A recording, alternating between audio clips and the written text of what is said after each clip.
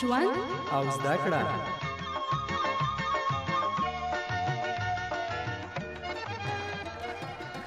په خاورو کې زر.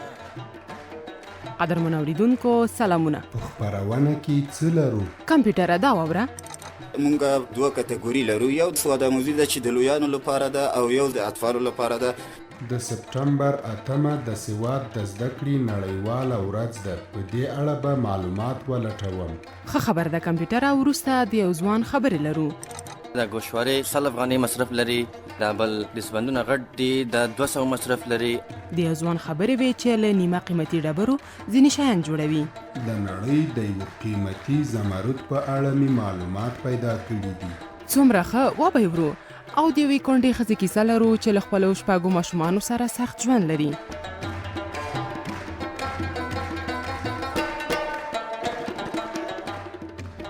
هر څوک کوښښ کوي چې د خپل ژوند د چلولو لپاره یو کار وکړي او پیسې وګټي. ځینې کسان د ځینو کارونو په ترسره کولو کې ټنبلي کوي یا هم وایي دا کار نشم کولی. خو یو شمېر کسانو د خپل توان په اندازه یو کاروبار پیل کړی. په دې اړه زموږ همکار حسام الدین همدرد له داسې چا سره خبرې کړي چې په خپل کور کې د سواد آموزۍ کورس جوړ کړی. مرکه به روښانه کړم چې په ګډه یې واورو.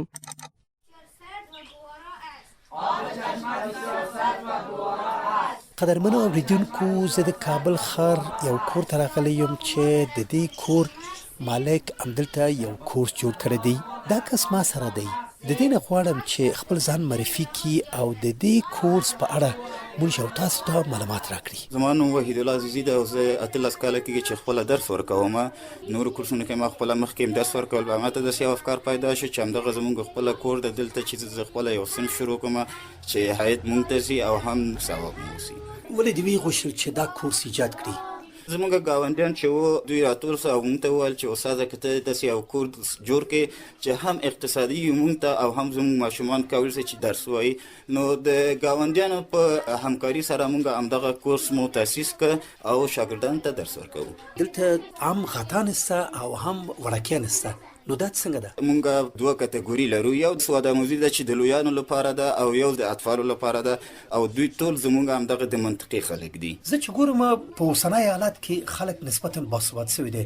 نو ته څنګه فکر کوله چې تا دغه کورس موفق کیږي؟ پخوا ما هم خپله تجربه مې درلوده او همدغه تجربه ما ته په حیث بدې سو چې دا کورس په پښو ودروم.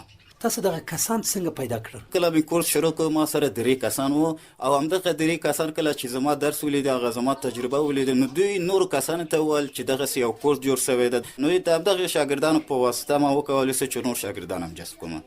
تاسو کله چې وغوښتل چې دا کورس ایجاد کړي چې شته تاسو اړتیا درلودل او څنګه آماده وکړ؟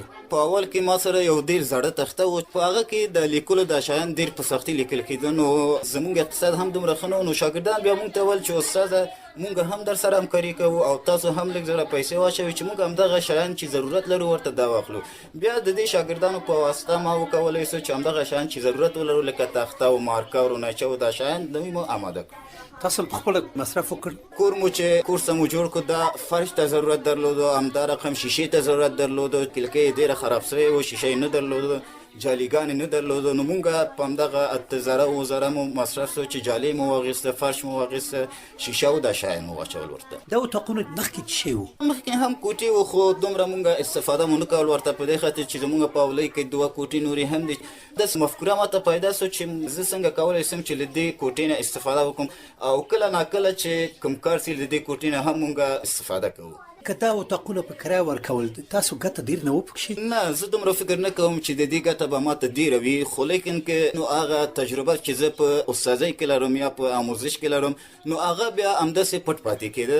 نو بیا ماته همدغه مفکوره پیدا سو چې زه همغه خپله استعداد او تجربه مې خلکو ته وښایم. تاسو سره څو کسان شته؟ تقریبا 25 کسان دي چې ما سره درس وایي، بغیر له دې نه چې هغه کسان چې غټان دي چې هغه له ماسپښین لخوا نه ما سره درس وایي. د هر یو نه څو فیس اخلي؟ زمونږ فیس له 50 نه شروع کېږي نهایت تر 200 پورې.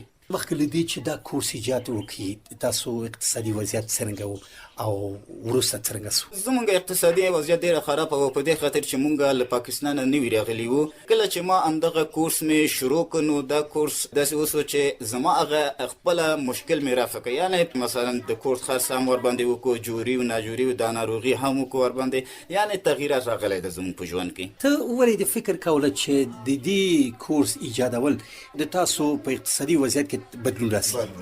کله چې له اوم صنف نه خلاص وم خپله په تدریس مې شروع کړ په دې خاطر چې ډېره علاقمندي مې درلوده ورسره.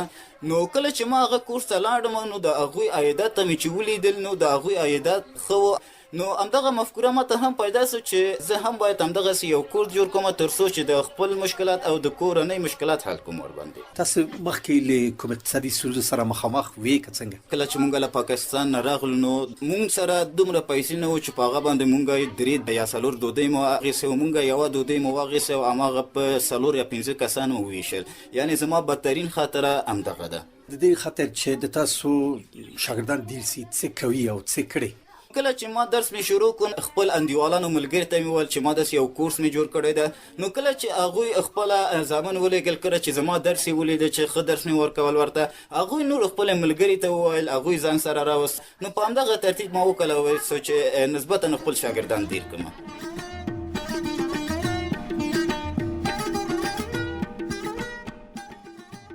کمپیوټره تا ویل چې د سپټمبر 8 هر کال د سواد د زده کړې د نړیوالې ورځې په نامه لمانځل کیږي. هو، هر کال ورته یو شعار هم ټاکل کیږي.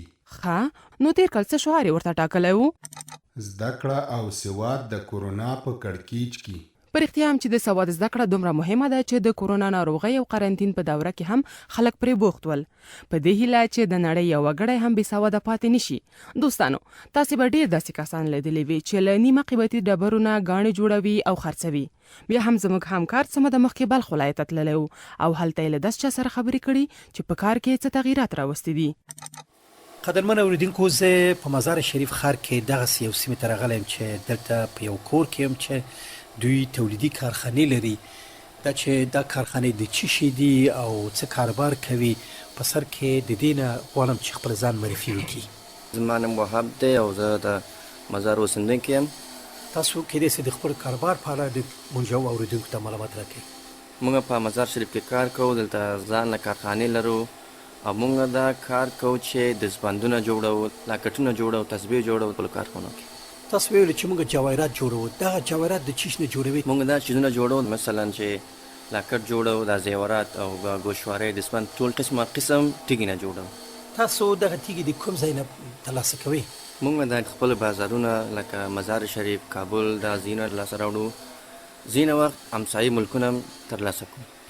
تاسو دا څرنګه ترلاسه کوئ؟ موږ دا ترلاسه کوو خلکو فرمایشات په نظر، کیلوګکي، تونکي، هر څنګه چې موږ ضرورت لرو هماغسې ترلاسه کوو. ښه، زه چې ګورم دغه تیږې مختلفې دي، همداسې ده که څنګه؟ همداسې دی او دا قسم رنګ لري چې لکه لاجورد او مرجان او عقیق او دغسې قسم رنګ لري. څرنګه جوړوي؟ څنګه چې تاسو ګورئ دا تیږې تاسو په مخ کې غوستم دی، غټ دي، وړوکي دي. اول دا بیا سورت کوو چې غټ وي، وړوکي وي، څنګه د خلک فرمایشات وي هماغسې دا ماشین چې ګورئ اول یې برش کوو چې څنګه د فرمایشات نظر وي، او بیا دا بل ماشین ته ورکوو چې پالش کې او ریکمال کې او که سوري ضرورت لري که هغه سوري کوو، او بیا چې تار کې اچوو چې څنګه دستبند جوړو، که ګوشوارې جوړو، که بل چیزونه جوړو، او دا بیا روغن کوئ، بیا بازار ته یې وړو. دغه شیونه چې تاسو جوړوي او زه چې ګورم دا ضایعات هم لري که څنګه؟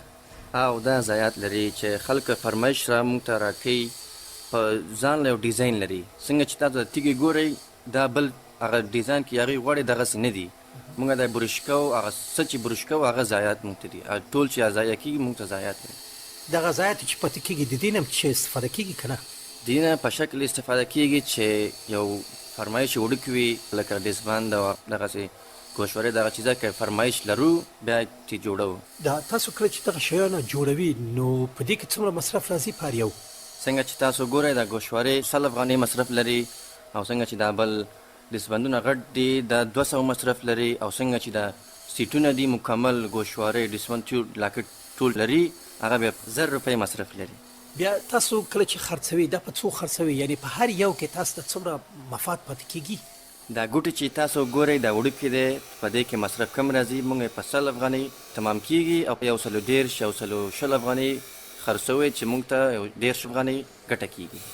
او دا دستبندونه چې تاسو ګورئ دا لږ غونډې غټ دی دا موږ په 200 په موږ تمامیږي او موږ په 240 موږ خرڅو کې 140 ګټه کیږي. دا لاکټ چې تاسو ګورئ قیمت تمامیږي 1500 موږ دا خرڅو 200 په 200 ګټه موږ خرڅو. دا مکمل سیټ دا مصرف زیات لري دا په 1000 روپۍ تمامیږي موږ خرڅو په 1500 چې په دې کې موږ ته 1500 ګټه کیږي. کله داسې شوي چې تاسو کوم ستونزو سره مخامخ شوي او که وي نو څنګه حل دې وکړ؟ دا رښتیا ده چې موږ په ډېرې ستونزې مخکې شوی چې دا موږ جوړو ډېر زحمت کوو په دې سره چې موږ د بازار ته وړو څوک یې نه اخلي او که وام خلی نو بیا موږ ته وایي چې ډیزاینونه یې تبدیل کوو هغسې او دغسې په دغه رنګ موږ ډېره په ستونزې مخکې شوی. ښه مخکې له دې چې تاسو دا کار پیل وکړئ یعنې تاسو فکر کولی چې تاسو کاروبار به موفق سي؟ موږ په دا فکر کوو چې دا انشاءالله به موفق شي او دا موفق هم دي. ولې داسې فکر کولی چې تاسو کاروبار موفق وي؟ دا زموږ د پلرنی کسب دی ماشومتوب له دا کار کوو چې خپل پلار سره وړوکي کارونه موږ کوو په دې روزي ترلاسه کوو همدې کار نه موږ خپل ژوند کوو. موږ په دې کې زحمت کړی دی موږ په دې تجربه لرو چې خپل پلار سره موږ یو عمر په دې موږ زحمت کړی دی انشاءالله موفق دی بیا به هم انشاءالله کې موفق. تاسو د بازاریابي او د فروشات په اړه څه کړي؟ موږ ډېر وخت په نمایشګاه اشتراک کوو هر چېرته چې نمایشګاه وي هلته موږ ځو اشتراک کوو هغې کې هم ډېر شیونه خرڅ کړي دي او خرڅېږي او نور په مزار شریف او کم ولایتونه کې دوکانداران وي هغې ته موږ خپل هر شی چې جوړ کړي وي هغه وړو چې لکه ډسبند او ګوټې او دا شیزونه وړو او په صفحات اجتماعي په فیسبوک او دا خپل ایمیل اکاونټ او په هر شی کې وي د انټرنیټ له څخه موږ ته فرمایشات او اډرس کوي چې موږ په هغې څخه خپل شیزونه تولید کوو. دغه له طریقه موږ خپل شیان بازاریابي کوو او موږ خرڅوو. ډېره مننه سلامت اوسئ. ډېره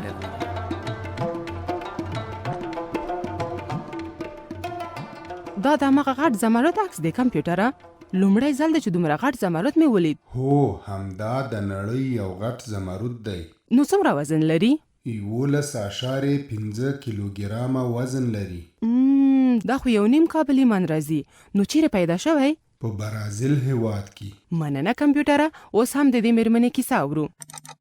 نوم مې رضا ګل دی د جلال آباد اوسېدونکی یم په سخت کړاوونو کې مخکې یم او دغسې بس خپه مې خوږېږي ملا رګ مې بند دی او بس دغلته کار کوم او خدمت کوم واړه ماشومانو ته خرڅ برڅ وړم اتیمان کله جوړ شي کله نه جوړ شي اریانه یم ورته چې دوی ته زه څه شی ورسوم چې شی د خېټې غم وکړم د کالیو غم وکړم د جوړو نه جوړ غم وکړم د څه شي غم ورته وکړم د خدای اله ده او بس دغلته بس یو چېرته بل چېرته کار کوم دوی یتیمانانو ته ډوډۍ ورکوم بس خلاص بس چې خوري او که نه وي بس ګرځو د الله ایلې ته بس دغلته څه شی مې شی پاتې شي وړم او چې پاتې نه شي بس هسې د خدای ایلې ته ناست یو 1000 روپۍ راته راکوي هغه د کور خرچه مرچه شي بیل برق شي دغه شیونه یې راباندې خلک ایښي دي وایي دا به ته ورکوې او نور دې کوټه کې یو کوټه کې اوسېږه بس مخکې د خیمو کې اوسېدلو بیا دا خیمونه یې راوستلو دلته یو کوټه یې موږ ته راکړې ده بس هماغه کې اوسېږو یو چېرته کار کوم بل چېرته کار کوم خپل ماشومان او یتیمان ته ډوډۍ ورکوم.